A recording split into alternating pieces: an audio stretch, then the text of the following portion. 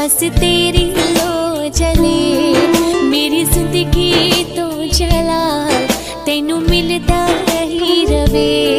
मेरे दिल दे दीवे विच।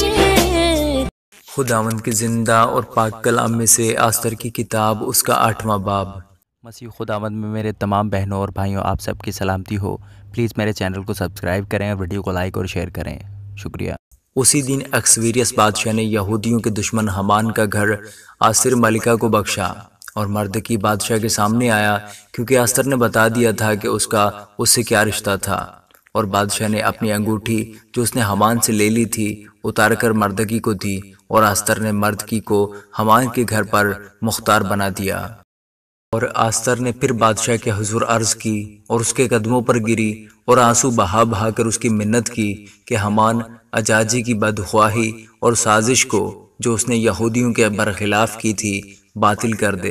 तब बादशाह ने आस्तर की तरफ सुनहला आसा बढ़ाया। सो आस्तर बादशाह के हुजूर उठ खड़ी हुई और कहने लगी कि अगर बादशाह को मंजूर हो और मैं उसकी नज़र में मकबूल हूँ और ये बात बादशाह को मुनासिब मालूम हो और मैं उसकी निगाह में प्यारी हूँ, तो उन फरमानों को मनसूख करने को लिखा जाए जिनको अजाजी हमदाता के बेटे हमान ने उन सब यहूदियों को हलाक करने के लिए जो बादशाह के सब सूबों में बसते हैं तजवीज़ किया था। क्योंकि मैं उस बला को जो मेरी कौम पर नाजिल होगी क्यों कर देख सकती हूँ, या कैसे मैं अपने रिश्तेदारों की हलाकत देख सकती हूँ। तब अक्सवीरियस बादशाह ने आस्तर मलिका और मर्दकी यहूदी से कहा कि देखो, मैंने हमान का घर आस्तर को बख्शा है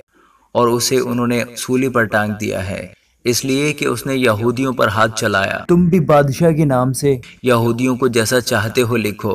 और उस पर बादशाह की अंगूठी से मोहर करो, क्योंकि जो नविश्ता बादशाह के नाम से लिखा जाता है और उस पर बादशाह की अंगूठी से मोहर की जाती है उसे कोई मनसूख नहीं कर सकता। सो उसी वक्त तीसरे महीने यानी सिवान महीने की 23वीं तारीख को बादशाह के मुंशी तलब किए गए,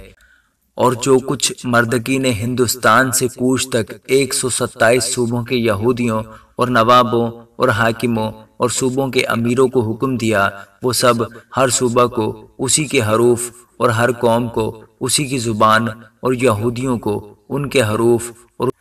और उनकी ज़ुबान के मुताबिक लिखा गया। और उसने अक्सवीरियस बादशाह के नाम से ख़त लिखे और बादशाह की अंगूठी से उन पर मोहर की और उनको सवार हरकारों के हाथ रवाना किया जो उम्दा नस्ल के तेज़ रफ्तार शाही घोड़ों पर सवार थे। इनमें बादशाह ने यहूदियों को जो हर शहर में थे इजाज़त दी कि इकट्ठे होकर अपनी जान बचाने के लिए मुकाबला पर अड़ जाएं, और उस कौम और उस सूबा की सारी फ़ौज को जो उन पर और उनके छोटे बच्चों और बीवियों पर हमलावर हो हलाक और कत्ल करें और नीस्तो नाबूद कर दें और उनका माल लूट लें। ये अक्सवीरियस बादशाह के सब सूबों में 12वें महीने यानी अदार महीने की 13वीं तारीख को एक ही दिन में हो। इस तहरीर की एक एक नकल सब कौमों के लिए शाया की गई कि इस फरमान का ऐलान हर सूबा में किया जाए ताकि यहूदी इस दिन अपने दुश्मनों से अपना इंतकाम लेने को तैयार रहें। सो वो हरकारे जो